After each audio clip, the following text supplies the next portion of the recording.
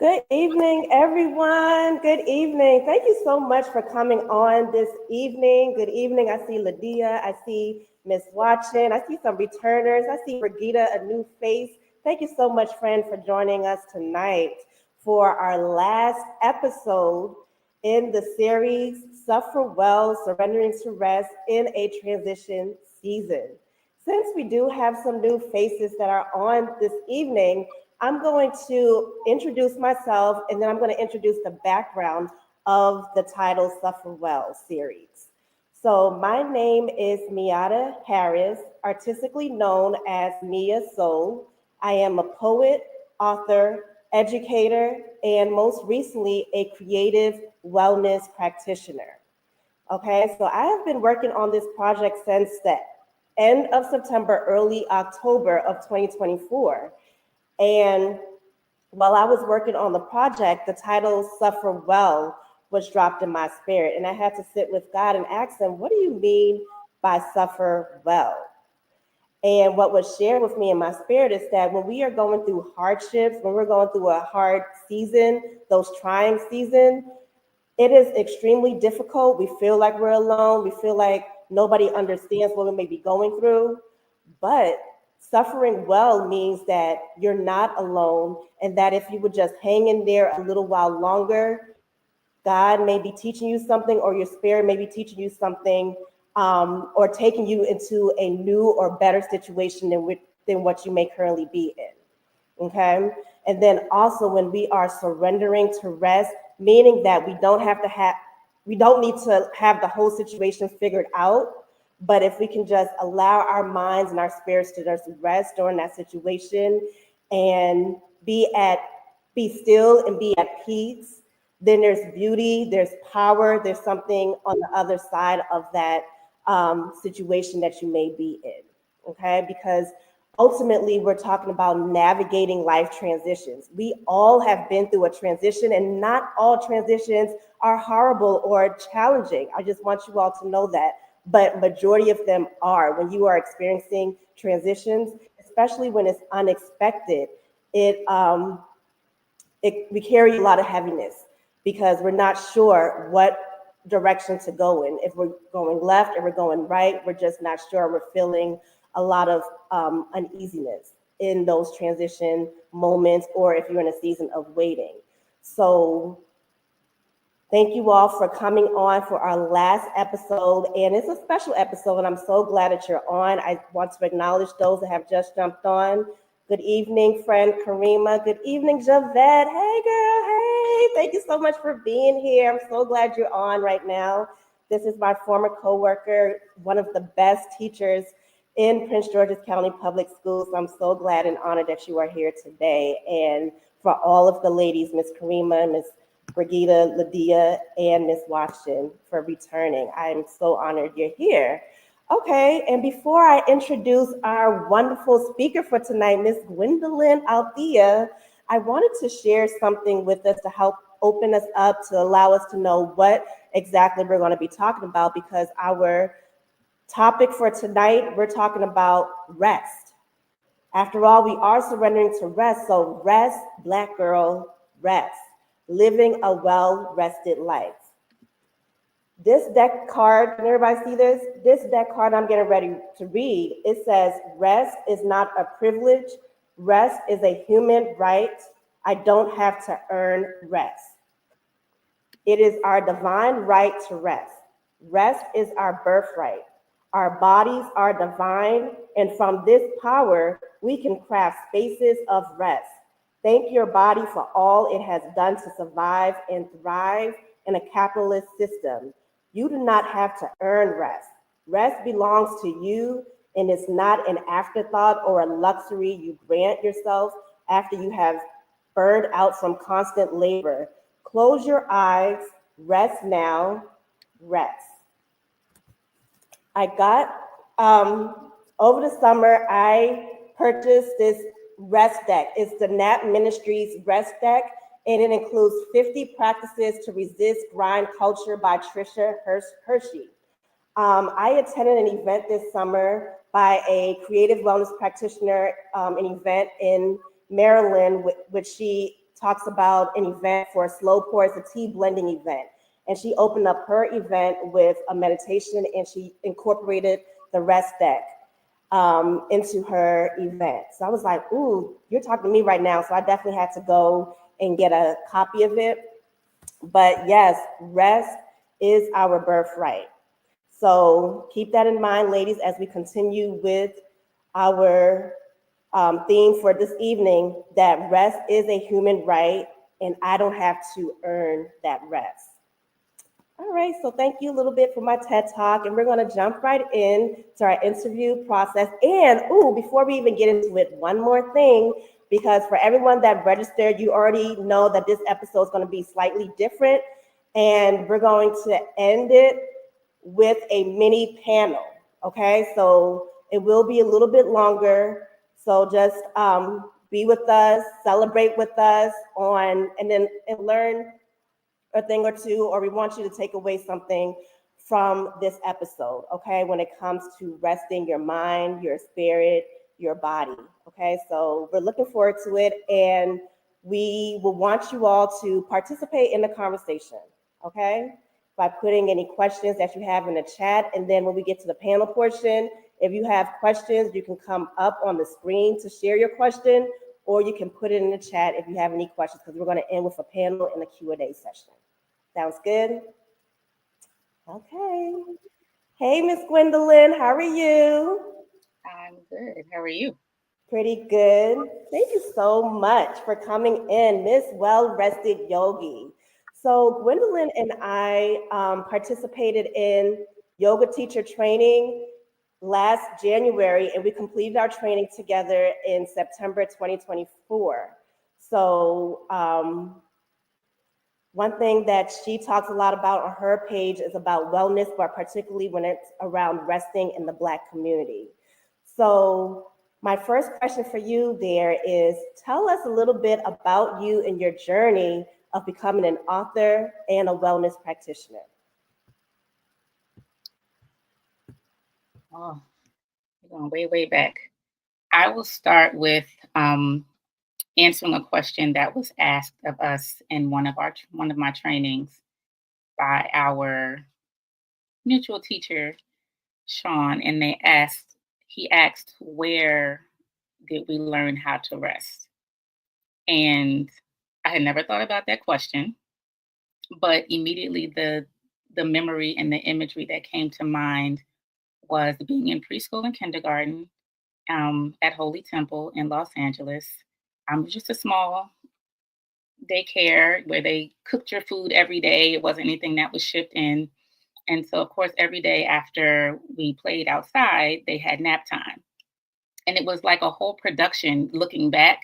So they would, set out the cots in order. They would have these soft blankets for us and pillows, and they would, show us how to lay down, cover us, tuck us in, make sure we were comfortable. There was music. It was just like this little ritual every day. And it was my favorite part of the day. As much as I love to play, I love nap time because there was so much care and warmth in it. And then you would get like this little gentle wake up, like, hey, it's time to get up, And then, of course, my mom, when it's bedtime, it's bedtime. And sometimes, your parents tell you go to sleep, but you're not sleepy. And she would always say, that's okay. Just go in there and lay down and rest your bones. Eventually it will come. So whenever I hear anybody say rest your bones, I think of my mom. And so I've just always felt very comfortable in stillness and just being with myself. I can be with people, but I love being by myself. It doesn't bother me. And just over the years, I guess playing sports and being athletic and being in the outdoors, somehow I tripped upon like a yoga class, probably in the gym. And so I tried it out. It was pretty cool. I bought a couple of DVDs from Target that I would play, and do at home. And just over the years, I would pop into classes here and there. I ran track in high school, but I started running like for distance, like for races like 5Ks and 10Ks around like 2002 or 3. So just the more I leaned into fitness, the more it kind of took me down the path of finding these other modalities of ways to take care of my health, my physical health. I wasn't necessarily at that point thinking about mental or spiritual care. But it just evolved just with races, working out, being in the gym, loving to be outdoors. And then, like many people, you know, hard times of life happen and it causes you to reflect, to consider ways to move forward, consider ways to live even while you're still in the midst of the moment. And so that was a lot of where spiritual practices came in, leaning into my faith, leaning into understanding what I had to know about myself, leaning into finding my own self confidence, and leaning into probably one of the things I'm very strong about is curiosity. Um, when things are challenging, I get real curious. Like I start asking questions like, what is this about? How did I get here? How do we get out? How do I function and manage in it?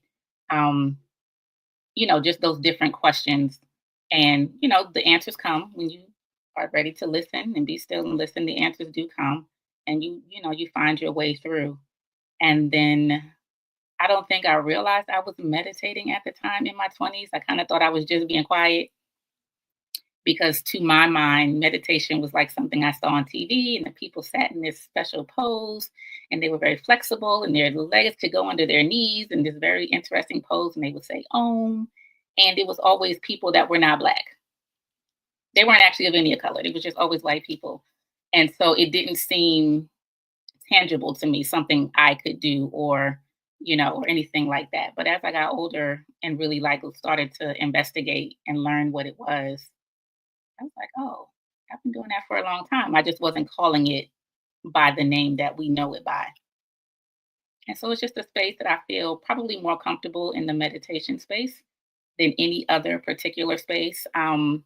It is something I'm very dedicated to, very committed to. My friends might say I'm like the rest bully. Um, but I'm very passionate around this issue, particularly for Black people. We have just been trained, we have become trained laborers, um, partially due to the transatlantic slave trade, and then just by things that we get passed down generationally. I talk with my son a lot, and I talk about how, we weren't allowed to sleep on Saturday mornings. That was the time you got up and you cleaned the house. And you learned how to clean like really, really early. Like I was probably 6 or 7 when my mom taught me how to wash dishes, and she put the chair up to the sink because clearly I was nowhere near tall enough to be washing dishes in the sink. She taught me laundry. I'm like 5'4". My mom is 6 feet, and so trying to like wash her clothes and throw her jeans on the line was always an adventure. And so we just start very early.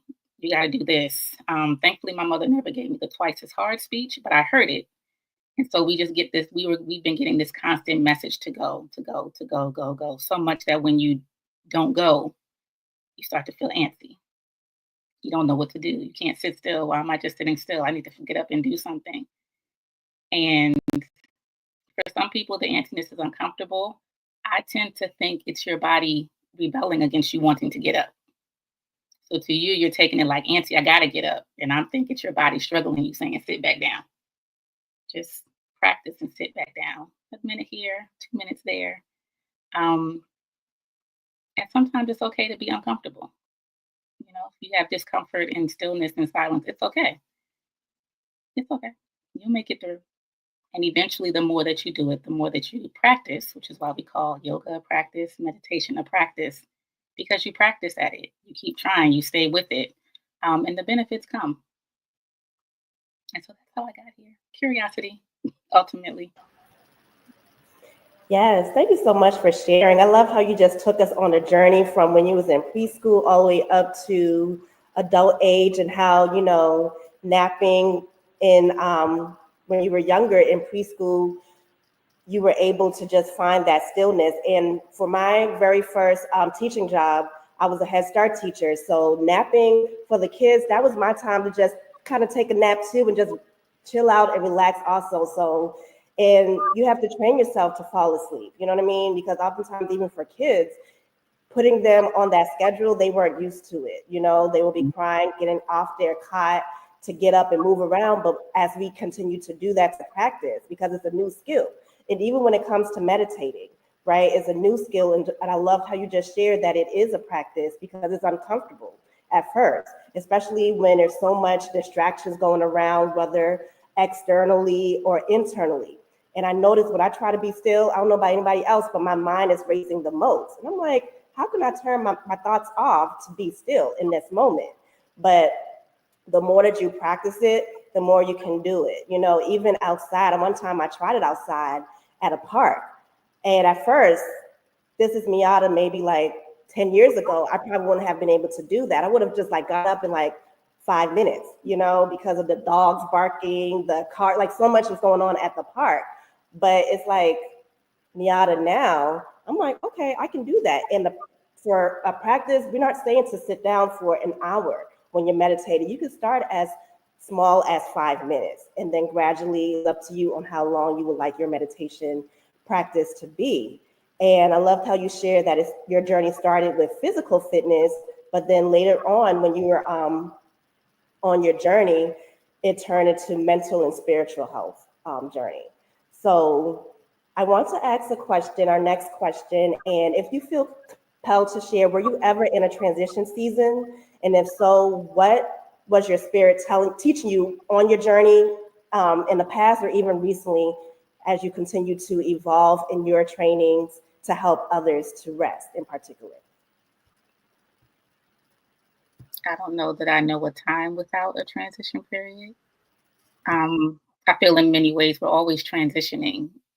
So you might complete one transition and you're settled maybe in this one area, but there are other things happening, whether they're in your external environment, if they're in your spirit, if it's something knowledge based, or health transition. I think the beautiful piece of humanity is the multitude of things that are actually operating within us all the time that we're not necessarily always attuned to, but they're happening.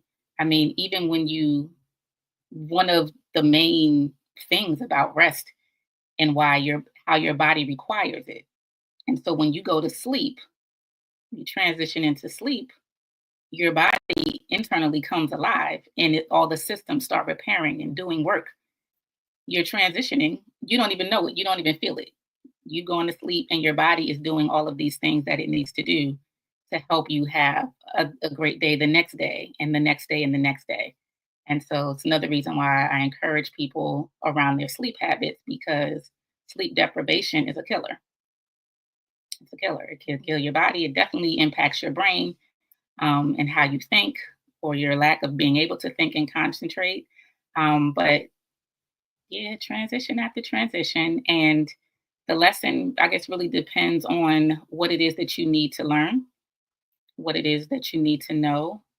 And so, one of the ways that I navigate transitions, in addition to getting still, in that stillness, my prayer is normally, God, show me what I need to see that I'm not seeing, and allow me to hear what I'm not hearing. Show me what it is that I need to know that I don't know in the moment. And it's just that every time. And it usually shows up. When you're ready to listen, the answer comes. And sometimes it comes internally, and sometimes it's a stranger. You're having a conversation and you like, oh, that was it. Sometimes it's in music, it's in songs, Spirit speaks in a multitude of ways and generally knows the best way for you to hear it in the moment. So it may not always be the same way, but it comes if you're open to it. And so that is how I navigate transitions now, probably for the last 15 or so years. I mean, there's still tears and all that. I love my emotions. I think they're my superpower. So I embrace them. Um, I don't let them just pass by. I don't push them down. I don't ignore them. They are they are messengers. I know, like right now, a lot of the talk is around triggers, and I'm triggered, and I'm triggered. And triggers are a message. It's trying to tell you something. And often we're kind of taught, I'm triggered, and that's your fault. So you need to do something to fix like why I'm feeling like this. When really the message is mine. Okay, why am I feeling like that? Why am I reacting to that? What is it? What is this trigger trying to tap me on the shoulder and tell me? What is it possibly that I might need to heal from my past that's setting me off from maybe this seemingly small thing, or actually for a real big thing? Um, so that's kind of how I deal with transitions. again, getting curious. Why is this happening? What does this mean for me? How does this impact me? How do I deal with this in the world? How do I navigate this space? Just get curious. Hmm. I love how you just shared all of that, and I love the fact that you said your emotions is your superpower, right? Because we don't think of our emotions giving us that superpower, right? So it is a message. And asking yourself those self-reflective questions helps you to really process, what you may be feeling, whether it's being triggered, whether it's being angry or sad, these different emotions.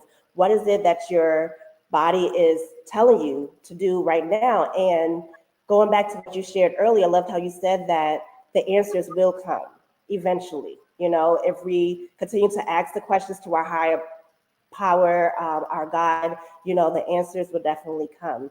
And I see we have another viewer that joined on. Hey, Brianna, thank you so much for joining us. She's my current coworker, the wonderful social worker. So thank you for joining us tonight. And I want to go back and read what Mr. Vet has shared in the chat. Rest is important. However, our society treats rest as if it is a childish behavior. Maturity and adulthood are characterized by busyness, and it doesn't matter if that busyness occurs in the mornings, on sacred days, or even vacations. Adults must always be busy. Yes, absolutely. I honestly agree with that, and so does Brianna. Yes, yes, so true to that comment. Thank you so much for being a part of the conversation. And rest is very important, and when we get to the panel portion, we're actually going to talk about different types of rest and what rest looks like for you, because it may look different on, like you mentioned, Javette, on a busy day, on vacation, or on a sacred day, right? So, like for me, my rest days, and that was something that I had to include on my journey. And I really started to feel the shift in 2019 because I had a job as a teacher and I was just constantly on the go, and I'll get to work at 7 a.m., 7:30, and won't leave until 6 p.m. at night, and then commuting almost 2 hours to get home. And then by the time I get home, it's time for dinner and wake up again and do it all over again. So it was just like Mhm. I didn't have any me time, right? So to the point that I was doing that for like a good maybe 8, 9, 10 years until Mhm. I was so burnt out. Because one thing, like I'm tired, but I didn't realize how depleted I was until I filed for FMLA and I went on leave for work for 3 years. And that's really when I started my wellness journey, because my body was like, yeah, you're going to have to do something, you know? So let's go to our next question. I love this because we're talking about rest in recognizing rest. Why is rest so important in the Black community, specifically for Black women? Because we don't know how to do it, yet it's one of the most essential tools that you need to thrive, um, to live, to maintain, to be able to hear those answers that you need, to be able to find solace and refuge even in the midst of the storm. Rest is like that eye of the storm. When you can find it, you can still find ways to navigate and find it even with everything swirling around you. Um, Lack of rest has an impact on every system in your body. When you are unrested, it is the perfect time for you to be sick. So things like flu season, and you're not resting, you're not allowing your body to do what it needs to do, you're not hydrating, you're not all of those things, you're more likely to get sick. Um, it is just a necessity. And to Javette's point, I would also like to highlight that is 100% accurate, but it is also 100% American ideal. When you go to other countries, it's very different. We hear all about the siesta that a lot of countries they just close for the day. Like it's not even like the business closes. Literally, the city is like, all right, it's 12 to 2. You come back at 2:30 because we all going home to eat with our families and take a nap. the push around it's a capitalistic push in this country because everything is driven by labor. And so we are the laborers for these millionaires and billionaires because truthfully, they would not be able to make $1 million or $1 billion without all of our labor. And so I talk a lot about the commodification of self-care and that when it's been put forth to the mainstream, it is not necessarily in line, not necessarily, it's not in line with the origination of the purpose or the meaning behind the term, but it is centered around money. It is always something you have to buy a facial, a spa day, get your nails done, come do this, let's take a trip, go shopping, buy yourself a new bag, shop your feelings, eat your feelings. It is all around money, money, money, money, money. There is no thing actually about actually caring for yourself. Do getting a massage feel great? It does. Absolutely. It also can cost you almost $200 depending on where you go. And so, when we look at Audre Lorde, where we first hear that phrase, it had nothing to do with money. It had nothing to do with pampering, which I still support pampering. I'm just drawing a distinction. But it was about caring for ourselves. It was about caring for ourselves while we do the work that we do in our communities and with one another. It was about community care. It was about public service. It was revolutionary. It was literally a part of the toolbox of revolutionary work. And so we've lost that because, quite frankly, most of us had never heard that before. I think the first time I tripped upon it might have been a year or two ago and was like, oh, I had never even realized that. And I was a big Audre Lorde fan, but I had never read that particular book where she writes about what self care is and defines it very clearly.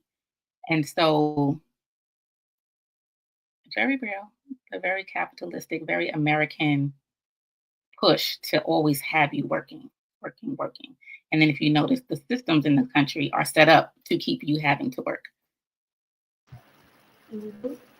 Yes, yes. And I love how you just shared that, and if you can, Gwendolyn, can you give us the name of that book where the author describes what self-care is? Do you know the name of it? It is a burst of light. A birth of light? Burst of light. It's a Birth series of of essays that she wrote. Hmm. Okay, definitely want to look that up because I love how you just gave that definition as far as like what self-care is, because self-care is important. It absolutely is. However, what if you're not in a position, like you said, money, money, money, to afford to get your hair and nails done, to afford to go to massage? And it's like, where is the care in all of that? It just seems like it's more external and getting you, like you said, to put the labor and to spend more money. But what are some ways that, and this is a question for the ladies in the audience also, and please feel free to put in the chat, because if you don't have the finances to do self-care activities, does that mean you're just going to put it off until next month or another month, or wait till a vacation? Because self-care really should be something to prevent the burnt out, to prevent from the exhaustion, and really think about the care, the internal care, right? Because everything is internal and then it manifests itself physically, right? So it's okay to take care of the external by getting your hair and nails done, because I know for me, it definitely changes my mood, my emotion when I look good.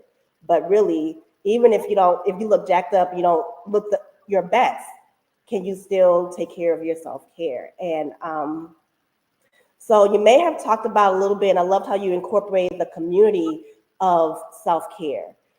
What is the difference between soul care and self-care? And is there a difference? For me, there's no distinction. Okay. Um, I'm never without my soul. So whatever I do, they're intertwined. Um, I view for me, self care is literally taking care of yourself, whatever that means to you. I mean, I think there are some things that are probably universal, like going to the doctor. Prayerfully, you have access to health care of some sort.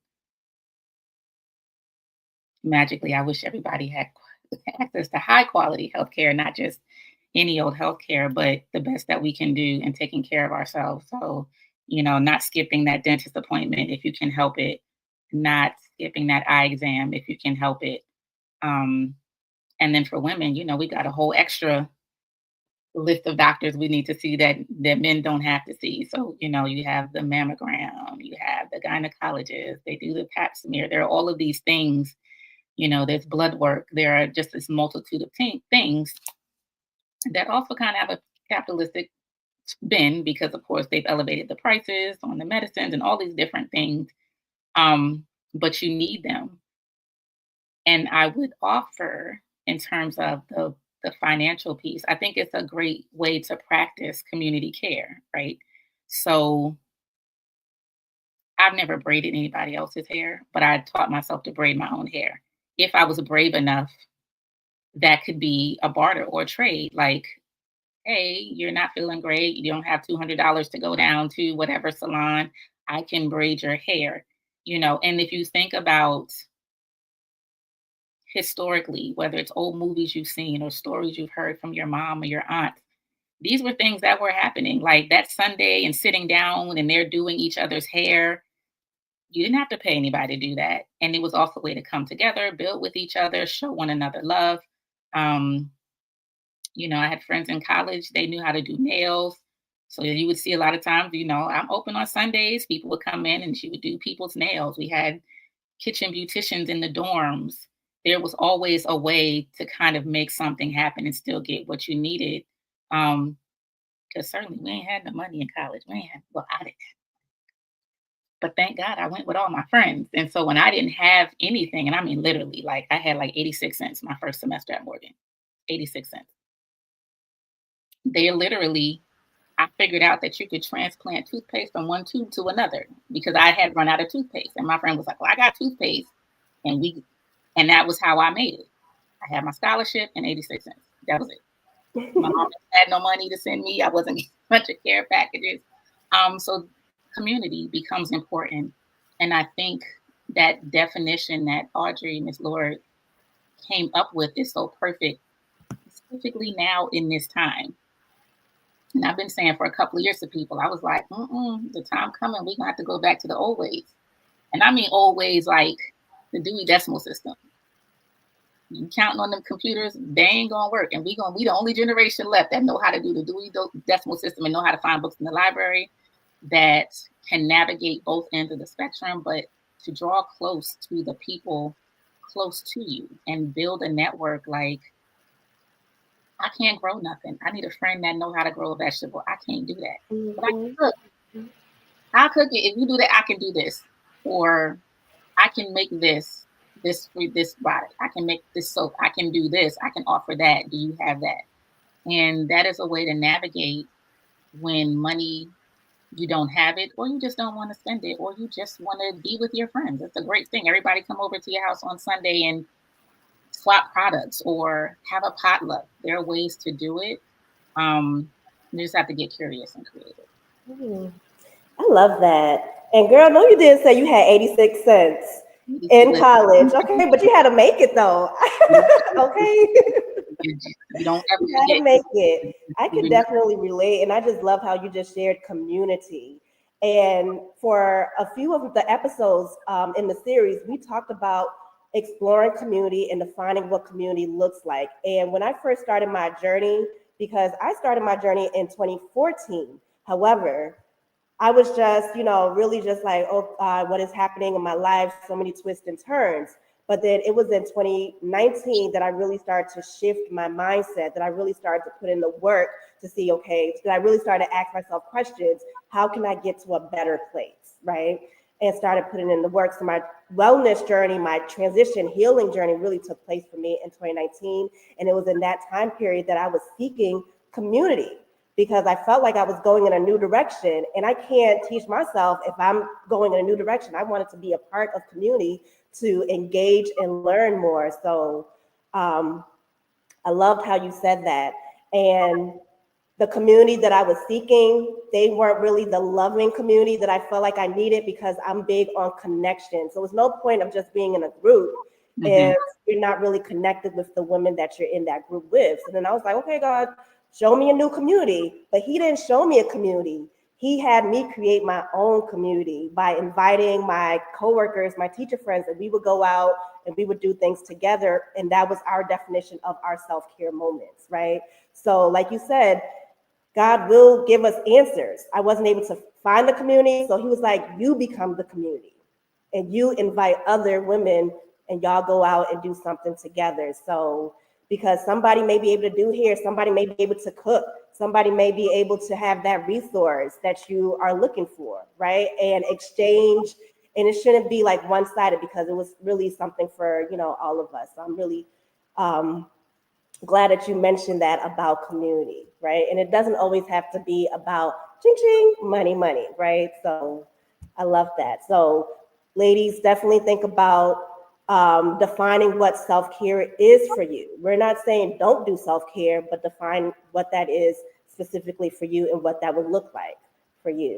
Yes, Javette, thank you so much in the comment. Absolutely, because we are a community. Okay, very good. I love your answers, Ms. Gwendolyn. All right, so because you had mentioned that when you first started your journey, it was mainly for physical, but then later on, you started to focus more on your mental and spiritual health.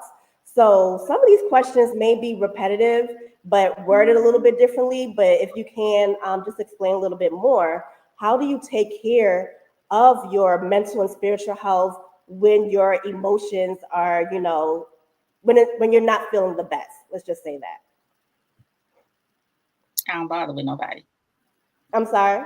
I don't bother with anybody. So Okay. if I'm in a place where I can tell I'm not going to be in the best space for myself, but also in the best space for anybody I'm getting ready to interact, I will just go be by myself. I will remain by myself and work out my own salvation before I inflict myself on somebody else. And that's if you can catch it. Because sometimes, you in the moment and it just pop up and it just could be an issue. But in moments where like you kind of sometimes you wake up and it's kind of like today a little different. I don't quite, So I might sit still and be like, am I sad about something or not? Or sometimes you just can't quite put your finger on it. And I might go on about my day. Um, if there is something in the moment, honestly, I'm not a hothead. So it takes a lot in the moment for somebody to get me to elevate in that way. And honestly, mostly that comes if you bother somebody I love. I am more likely to go on the offense if you're bothering somebody that I care about or somebody that you know darn well that you're picking on them because you know that they're not really a match for you, like, kind of like in a bullying situation. For the most part, people don't really get under my skin. I don't know why that is. Me and my therapist talk about this all the time. And she was like, I keep trying to figure out the source. And she was like, you're just so level. And even in all these, we're talking about any sundry of like catastrophes. And I'm like, and something. And I was like, I don't know the origin. I can tell you that my mother said I was always very calming and I would pat people on the back as a toddler and things like that. But I do have an angry side. It ain't real cute, which is why I tried to. I don't like people to see it, but sometimes it's warranted, but it's very rare. It's not, it's maybe probably 2% of my makeup for whatever reason. Um, but I do. I think if you can tell in the moment that you, again, get curious, like what do I need to do in this moment? This ain't a good moment. It could be a worse moment. What is it that I need to do in this moment? And most of the time I can figure it out, and sometimes I can't. And I might just be like, you know what, I ain't feeling great. I'm going to head out because I just don't know what it is. And eventually the answer will come. Like it could be something as simple as not realizing it was the day of someone's passing. And while your brain doesn't remember it, your body does. Your spirit is saying like, hey, this is a day. This is a day. I need you to recognize something. Or just some days you may never get the answer. It just wasn't a good day. Just go on back in the house and, try again the next day. Mhm. Watch some TV, whatever it is that you enjoy. My respite is often the Hallmark Channel because there's never been anything bad going to happen on there. So there's no bad news. There was no pandemic. There's no real crime. And if there is a crime, they always catch the person at the end. Like, it's just, if you don't ever want to think about anything, the Hallmark Channel is like where you go. Mhm. That's it. And so, it's just, again, learning what works for you. It's a very individual thing because everybody's different. Yeah. Absolutely. And I love the fact that I'm hearing is that you have a level of self-awareness, right? So, and then asking yourself those self-reflective questions, like what is it going to work? And just saying like, okay, if it's not working today, maybe tomorrow, we'll try again tomorrow, right? Because it's not going to be the same for every day. Or like you said, you may have a situation that may occur and then your spirit may remind you of that, like if somebody, passes away, and then now it's like you're filled with all these emotions again to remember them. But it is individualized, right? And I think it's important to come up with a plan for moments when you're having like those tough days, because you will have them, and even when you're having a good day. And I love the example that Gwendolyn shared, watching a Hallmark channel, watching, listening to music, going for a walk, right? Those are some examples that you can do. And for me, I journal, right? So a few, like maybe a year or two ago, not a few months, why am I saying that? But like a few years, maybe a year or two ago, I had wrote down like a letter to myself, like, what will I say if I was in this situation again?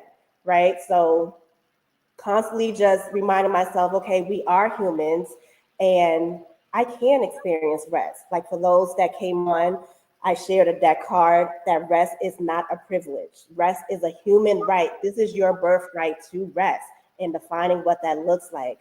So I want to say thank you for Karima for sharing your comment in the question. I'm going to share it out loud. As I get older, I'm realizing how important community is. I'm still navigating mine, and I'm thankful for the aqua aunties I've gained. Aqua aunties, okay. So I can tell that you are a swimmer. Okay, maybe you could teach me how to swim. I still don't know how to swim, girl. And for my self-care routine, I'm at the pool 6 days a week. Girl, yes, 6 days a week. Get it in. Since June, it's been the only place where I found my peace and some happiness to feel better about my life and situation. Absolutely. And thank you so much, Miss Karima, for sharing about your self-care routine. And it's definitely important to feel at peace and just having that moment of gratitude to feel better about life in that situation. And thank you for sharing that with us. And any ladies, if you feel compelled, definitely let us know what are some things that you do for your self-care routine, or what are some things that you do to help take care of your mental and spiritual health. You need to go see Mr. Thorpe. He Mr. teaches Who? all. Mr. Thorpe, he's taught probably 80% of all the Black people in the Baltimore area, adults to children of all ages, how to swim. Okay. He taught You me know, and I do because as 2001, 2002, 5 days. I was diving. I was picking up objects off the bottom of the deep end of the pool. I was swimming from one end of the pool to the other. Mr. Thorpe. Everybody know him. They do news coverage on him, on his family, like every other year. It was a business. His father, he is in his backyard of the family house. okay. And they've been doing it for well over 40 years. When his father passed, he took over. His daughter helps him, and some of the previous swimmers. But he teaches little tiny people all the way up to adults. Every summer, of course, it's only the summer because it's an outdoor backyard pool. But he's excellent, and it's only group lessons, so you won't be alone. You'll have a whole cheering squad in your class. It's a great experience. It's very good.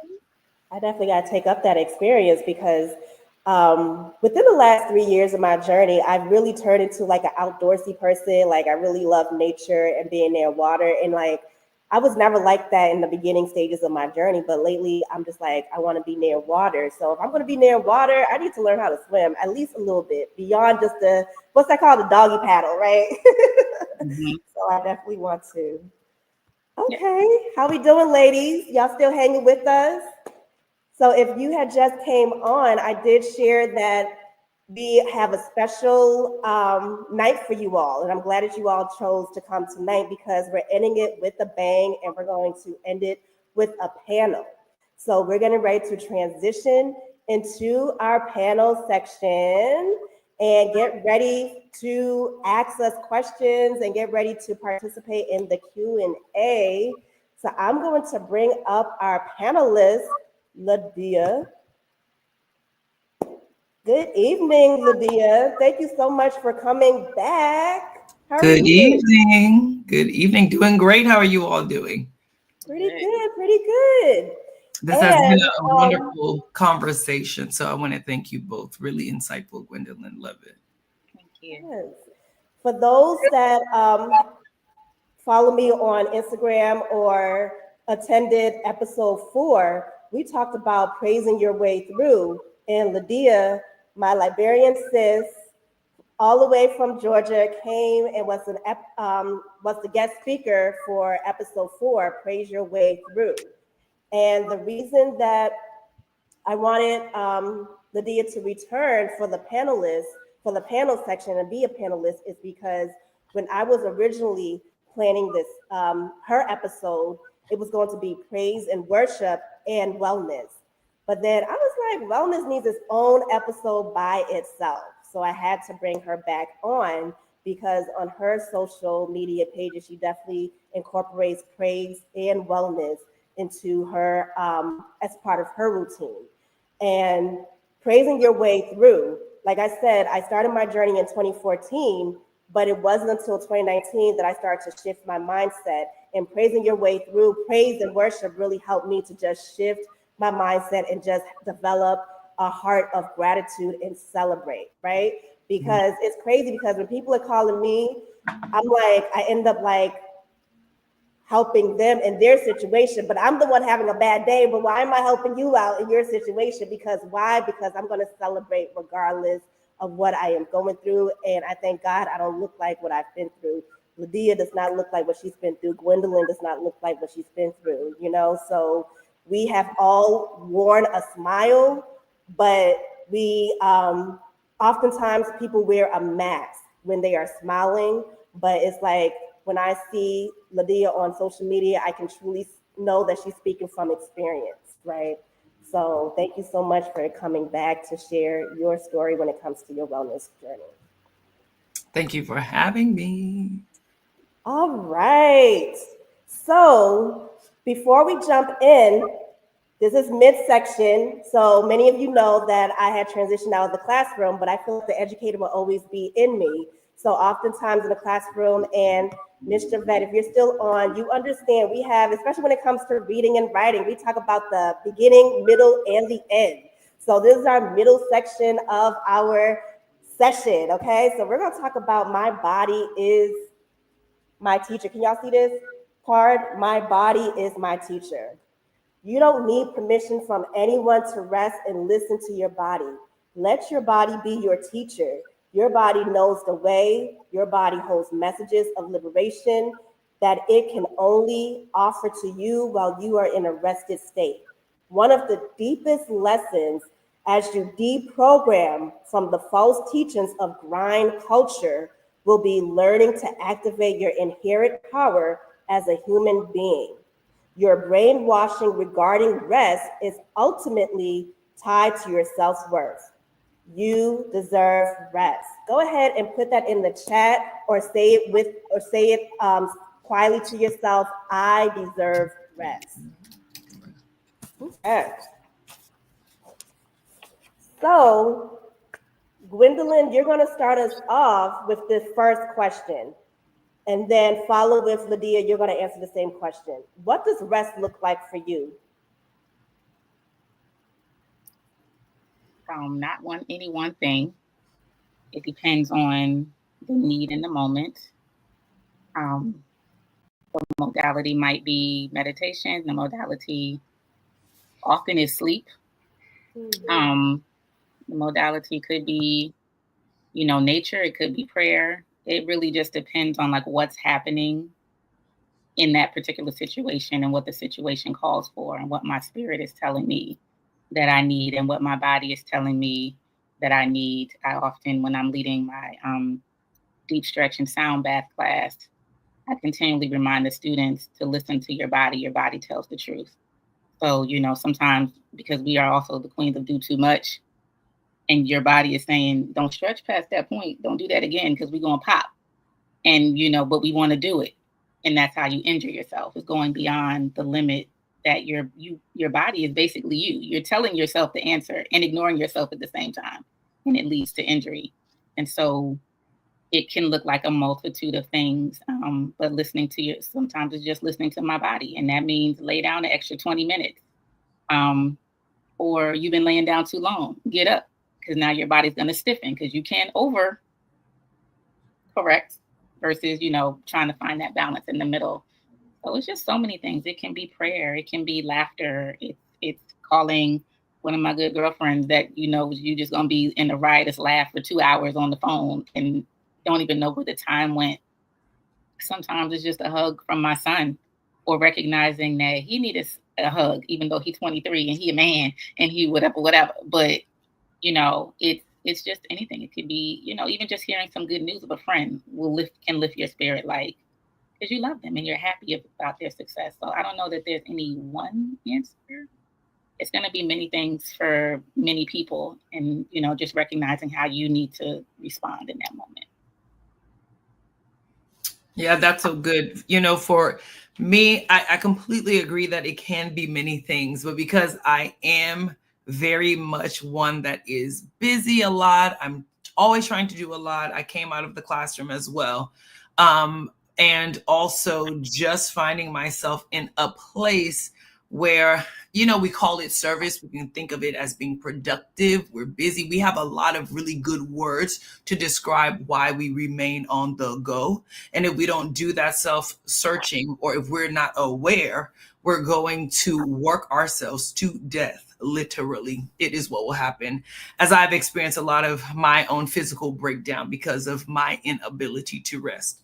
So, two really specific things. Whenever I see the sun shining, I always say I have to go and see the sun. I want to go and be with the sun. So it's very simple. And it really started back when I was teaching. I just needed a few moments. And I always say not to count calories, but to count blessings, just to be out there moving, because I want to just be in nature, be in God's creation. And then the other big thing, I have consciously started to have a Sabbath day, a day to Sabbath, and to really honor that. And I'm really developing that, but that was something for a long time that I have not done. And so I'm right now learning to do that, probably just a month in, honestly, because I still tend to go a lot, even though I do some other things, but learning how to Sabbath and intentionally rest. I love it. Absolutely. Excellent answers, ladies. Thank you so much. All right, our next questions, and I hope, ladies in the chat, that you're thinking about your questions, because you have the option to either come up on the stage to ask your questions verbally, or you can put your question in the chat when we get there. We're almost to that part for the Q&A. All right, so next question, Gwendolyn, again, you'll start us off, followed by Lydia with the question. How do you know in your body that your mind, spirit, how do you know in your body that your mind, spirit, and body need to rest? You may have answered this already, Gwendolyn, but if you can just share again. I don't know that I did know that before 2022, maybe middle to the end of 2021, and working for the city school system through the pandemic, and with a supervisor that was, I don't even know the words, but I started to feel jittery, and I never feel jittery, or I could be sitting and my heart would just be racing for no reason. And, you just kind of mind you, we home most of the time. And he was doing enough that he was disturbing our peace, even though we were not in the same space, but he would just do all of these kinds of wild, different things. And that was actually what brought me back to therapy. Because one day I was like, your body is not supposed to feel like this. So I got curious, like, what? I was sitting there and I was like, what was happening that I just started just like, feel like sometimes something was crawling and I was like, every time it was the interactions with this guy. And I was like, okay. And one of my younger sorors normally would like post like after her therapy session about, the one was getting it together. Like she just always had like so much great. So one day I inboxed him, was like, hey, who's your person? Who you going to? Can you send me that person?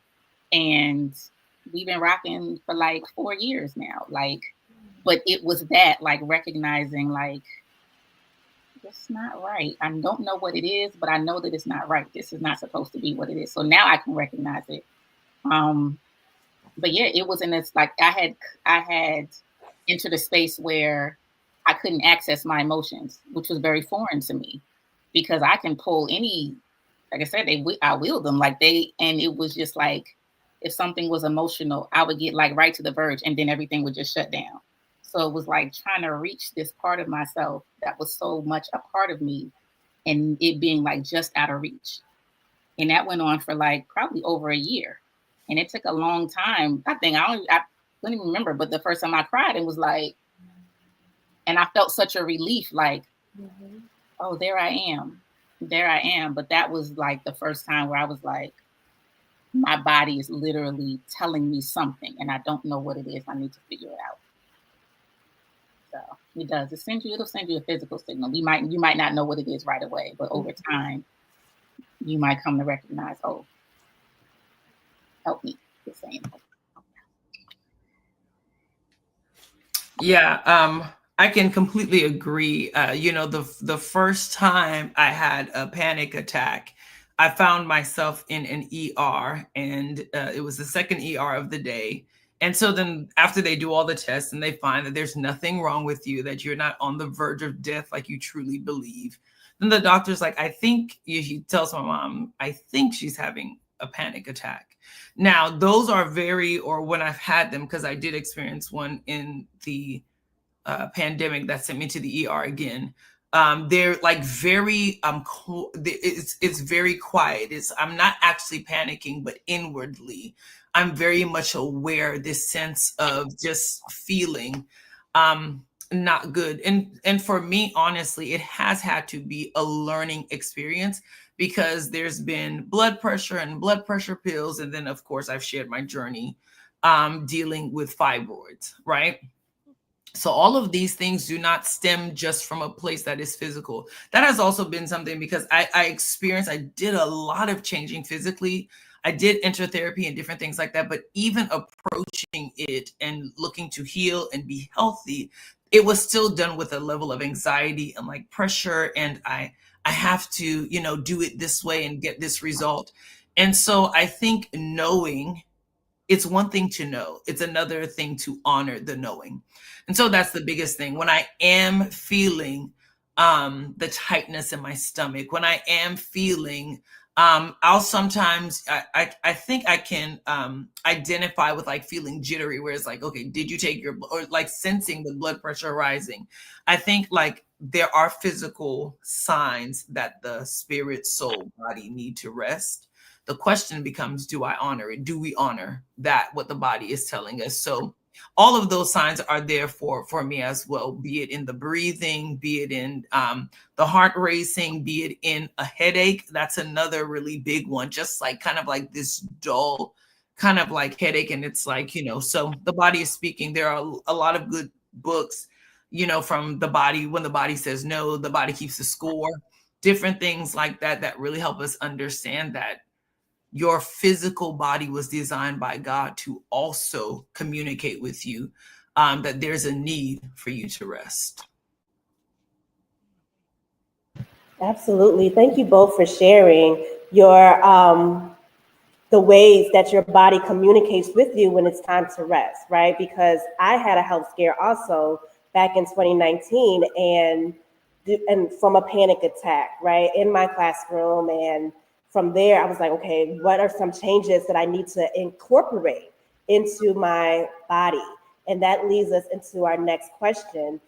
what does your wellness plan consist of? And is it consistent, meaning does it change on certain days, or is it pretty much like that's what you do consistently? And I love how Ms. Karima shared that she goes swimming 6 days a week. So that's part of her wellness plan, which is very consistent. So beginning with Gwendolyn, what does your wellness plan consist of? Okay, I will say that it is consistent.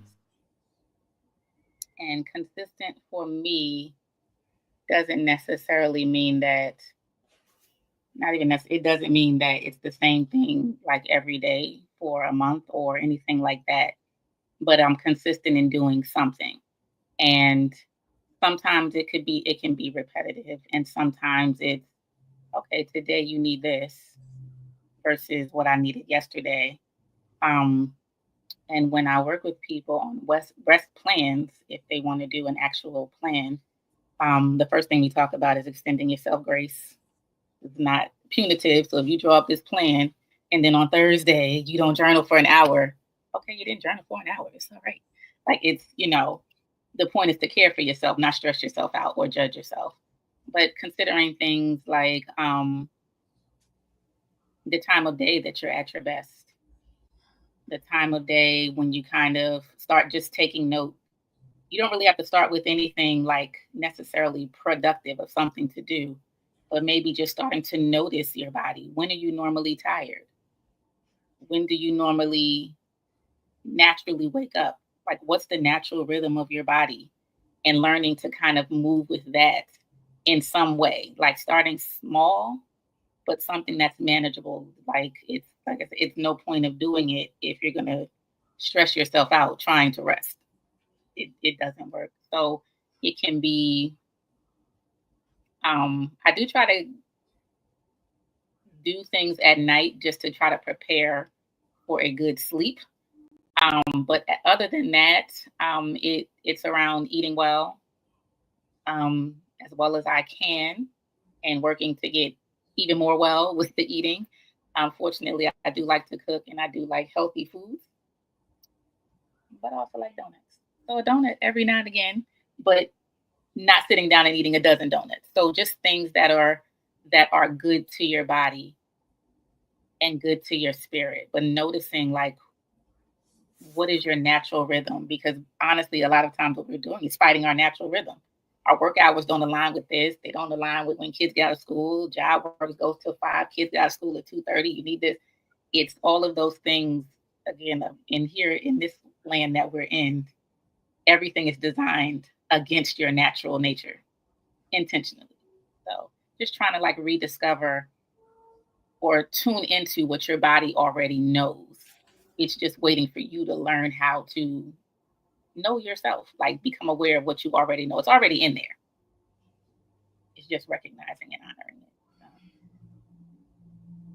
it. Yeah, that is so good. I love the note on you don't want to stress yourself out trying to rest, because I'll definitely do that, where now it has to be a rule. It has to be followed. It has to be something that is literally, that I have to follow it. So I really love that. And I definitely received that. So for me, a big thing is just, being active again. There was a time having fibroids that I would experience like bleeding a bit more when I was active. So now some fear came, I can't jump rope and I can't go here. And when I do a crunch, I feel, because I experienced an extended time of bleeding. And so that began to become a mental stronghold that the enemy wanted to implant. And so even as I find myself now, a part of the wellness plan, like Gwendolyn said, is not to be stressed, but it is to move.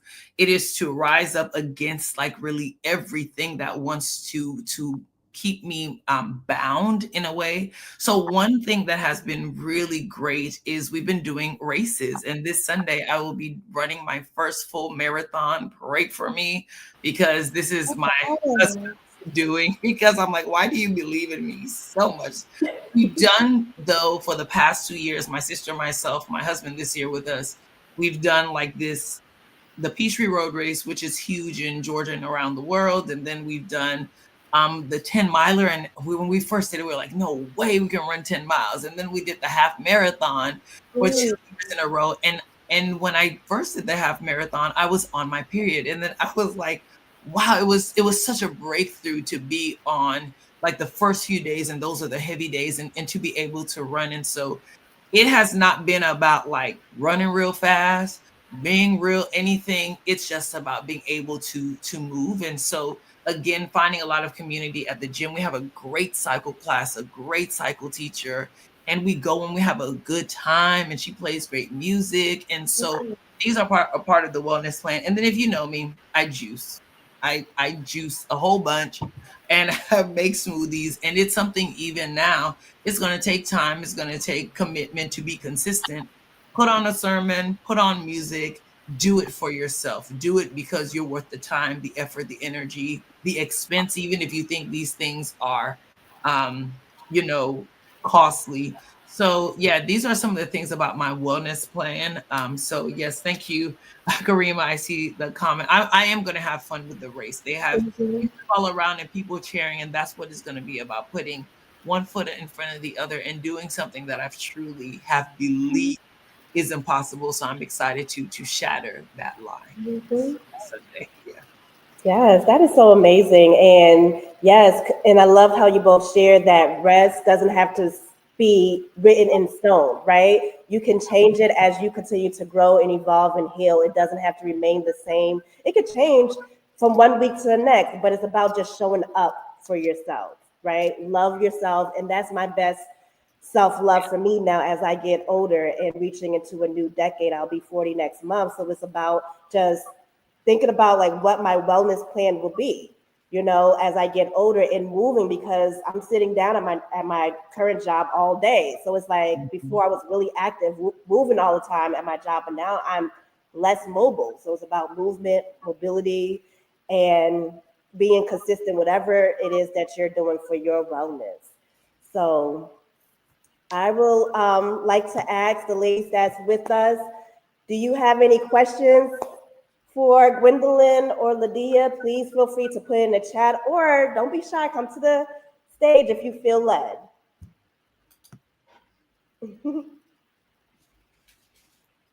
Anyone? I love the engagement, by the way, you guys. This is wonderful.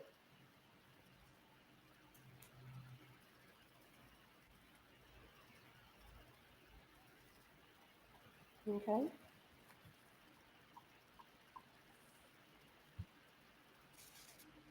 Any questions for our ladies on the panelists? Gwendolyn dropped all the gems. No stone unturned. Right. They left the ladies speechless. That's okay. Okay, so I have a question. And Lydia, you kind of went into this in your response. So we will start with you this time, Lydia, and then Gwendolyn will follow with you. And this will be our last question for the evening, ladies. And thank you so much, because like I shared, this episode is a little bit longer, but it's been wonderful. And because we are extending it a little bit longer, we're having the panel.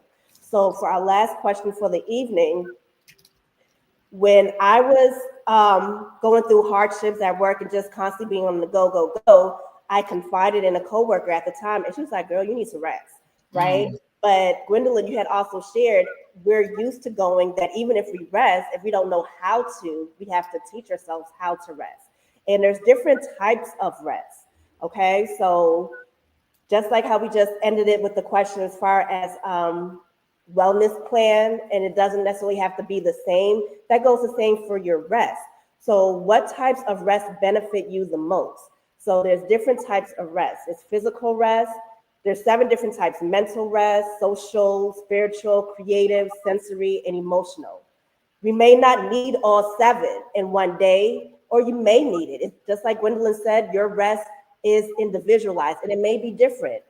I know I'll start off and say that for me, social rest. Sometimes social, I may want to be in a group and socialize with others, but then my mental rest means that I need to be by myself and just relax. So that will be my mental rest. Physical rest maybe listening to your body and saying, I need an extra hour of sleep like I did today. I am well rested, okay? Because I needed that extra hour of sleep. So that was my physical rest. So just to give you some examples of the different types of rest that you need. And like Lydia has shared, spiritual rest. It can be listening to a sermon or listening to some music to get your mood together before you start your day or even midday.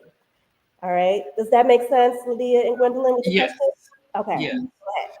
Yeah, when I was looking at that question, I would honestly say I think that for me, like emotional rest, and I would say by way of not worrying. There is sometimes I'm like, you have to lay that down. You need to disconnect from that emotion or that thing that you're feeling. And so it's very important for me. It's like Matthew 6:25. Do not worry about what you will eat, drink, what you will wear. And so that is a big one for me. And I think honestly, to learning how to rest physically, that is very important. The other night, I want to go running and try to prep, and it's like, you are tired, lay down. And so that is something that I had to do. And so I think that those are two really big ones for me. And I love that you mentioned the others, because I can say that honestly, I think rest has probably felt like it needs to only be physical. So I would love to explore the other types to ensure that I'm leaning into those as they are needed. Because I think that at some point of our lives, we will need to rest in all 7 of those areas. So thank you for that.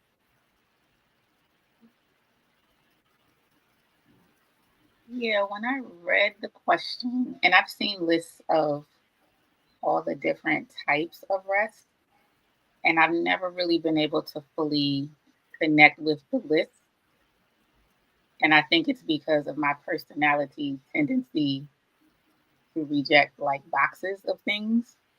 And so if it to me it registers again like they getting ready to try to sell us something. Like there's gonna be somebody coming in out with like 10 best ways to do these 7 ways of rest or something like that.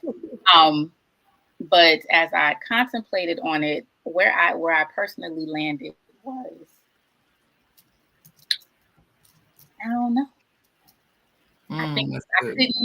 couldn't connect with that. So I had to like try to think it through from a different lens. And I Mm, think that something is vital as rest, something as divine as rest, that is so important that it is literally placed in our bodies in a space of you need me and you really can't do nothing else without me. mm, You certainly can't do it well.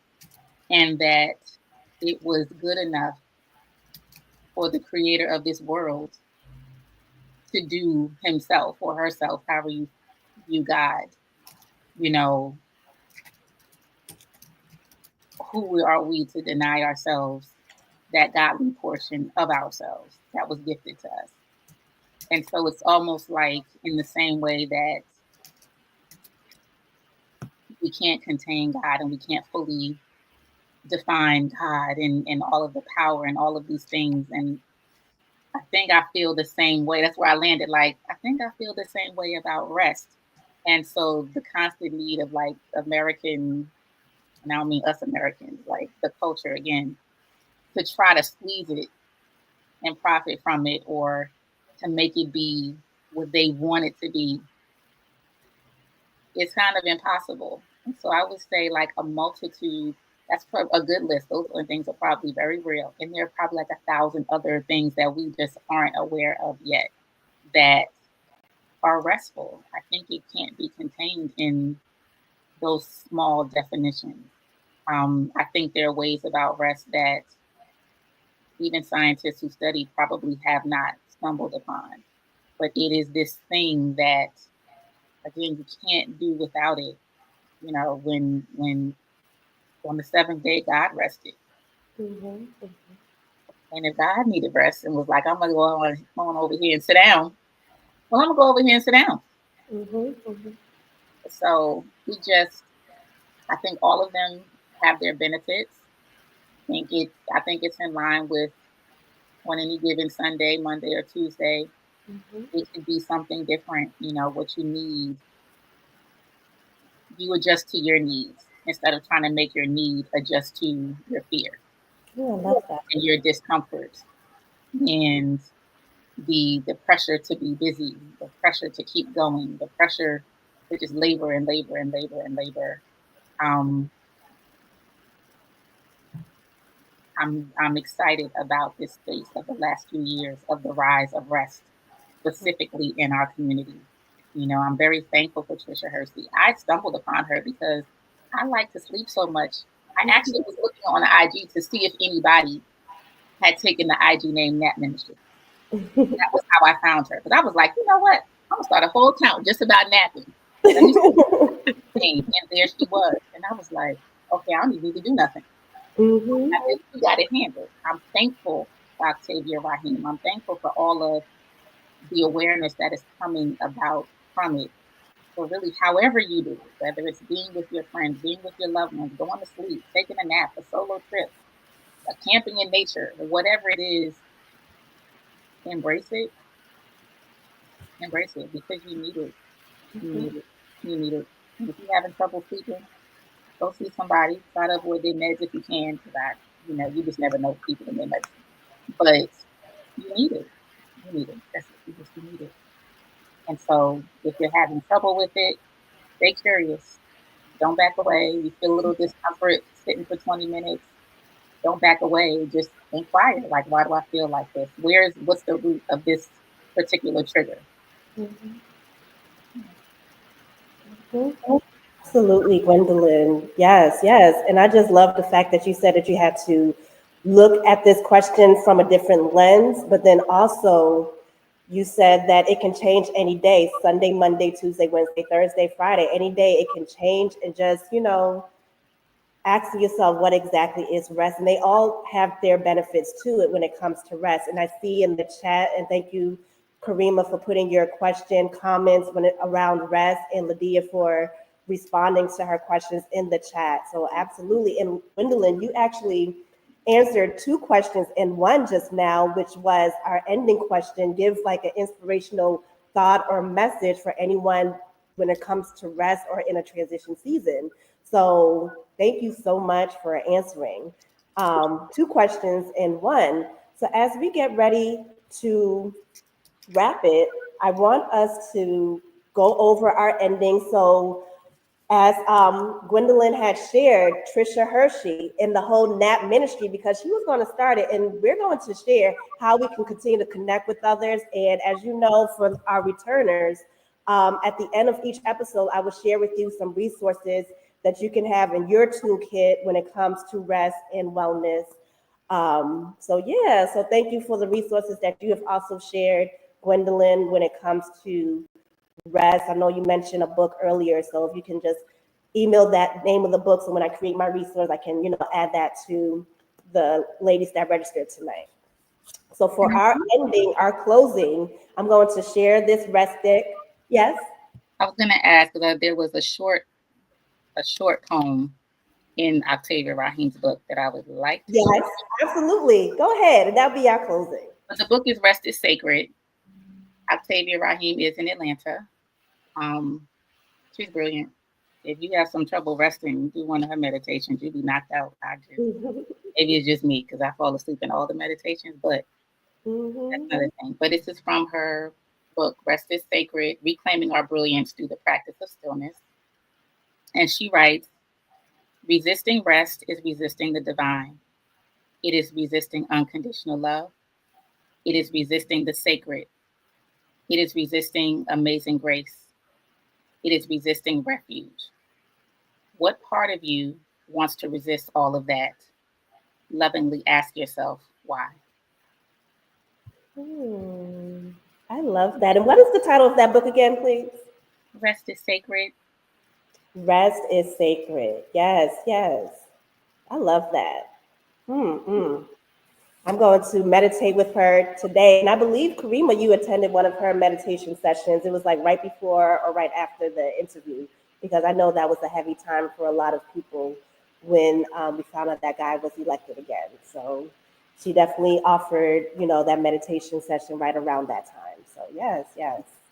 Okay, Gwendolyn, let us know, how can we find you? How can we connect with you? And what are your services and offerings? I know you mentioned that you said that you offer a yoga class. How can we find out more about you? So normally I teach deep stretch and sound bath at 6 p.m. at Sankofa Yoga Studio. However, because of that man who got elected, I will have to return to the office full time. So my last day teaching will be Tuesday, March 11th. Oh, But I will be one of the feature classes for March. So it'll be a whole experience as I usher myself out. But maybe you'll see me on weekends. But the transition from going to DC to Laurel on a Tuesday after work is not gonna logistically work. But yeah, I do meditation, I do sound bath. I'm finishing up a training in restorative yoga and yoga nidra. So all of the things that I work with are centered around rest. It would be an emergency for you to see me subbing for a vinyasa class. They couldn't find nobody else, and I just happen to know how to do it. But most of the things that I am associated with are centered around the practice of rest and stillness and quiet. So meditations, visualizations, sound bath, restorative yoga, um, deep stretch, not yin, but just deep stretch and closing that out with a sound bath. And I incorporate like meditation into that too, as much as possible. And we talk a lot about rest and the philosophies around that and why it's so important, specifically to Black women and specifically to the Black community. So it's been a joy to do that, and I hope to be able to return to it. Maybe to create a weekend class or something in my wheelhouse. But yeah, I'm on Instagram and TikTok, Well Rested Yogi. I have a YouTube channel under Well Rested Yogi, but I'm just starting to like work on that and build that up. And I also do workshops for like in corporate spaces. And one thing that I would like to do this year is quarterly offer a meditation and sound bath, possibly to like a nonprofit or a nonprofit doing social justice work. Because as we learned, particularly through our yogi, Tamisha, is the physical and toll that it takes on the body of those who do that work. It carries a lot of stress, So I've been starting to like read her dissertation on that to just get more into like how that impacts, their bodies. And so she's been an excellent resource for all of us.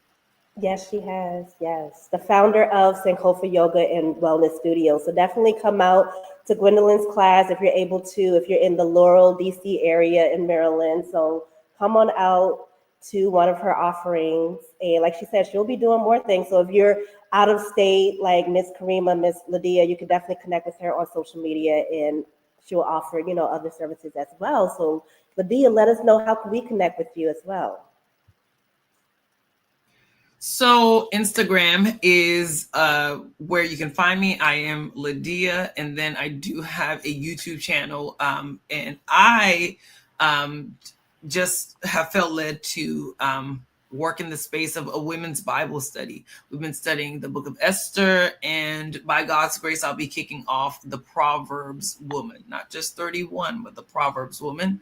So that is something that I've been doing. So I would love to be able to connect with you. And all of this, I think it's so inspiring and just a part of God's great plan for us. So again, just want to thank you, Miata and Gwendolyn, for this wonderful, wonderful, timely conversation. Yes, yes. And thank you also, Gwendolyn and Lydia, for coming back to talk about your journey, and for all the ladies that have come on tonight and the previous episodes. So definitely incorporate rest, but don't stress about it. Don't feel like, oh, I got to incorporate rest today. No, honor your body. One thing that we've learned from Tamisha in our trainings, honor your body. When your body is saying to rest, to slow down, don't ignore it, don't dismiss it, and definitely honor it. Because we don't want you to have to run to the ER if you don't have to, right? So definitely think about those preventative tools. And you can connect with me on social media also if you're not already. Mia Soul Speaks and my wellness pages. And I'm trying to, learn where God wants me to go when it comes to my wellness also. But I do have a wellness page called Blooming Within Wellness. All right, so thank you for hanging out with us a little bit longer and being a part of the conversation. So this is our last episode, but yes, continue to connect with us, and we're just beginning with our offerings. So we'll be offering more things this year, and I pray and hope that you enjoy the rest of your evening, the rest of your week, the rest of the year, and I look forward to connecting with you all again. God bless. Have a good night, everyone. Congratulations on completing a whole first season. Thank you. Thank you. Celebrate. Awesome. Good night. Thank you, Good night, ladies. everyone. Bye.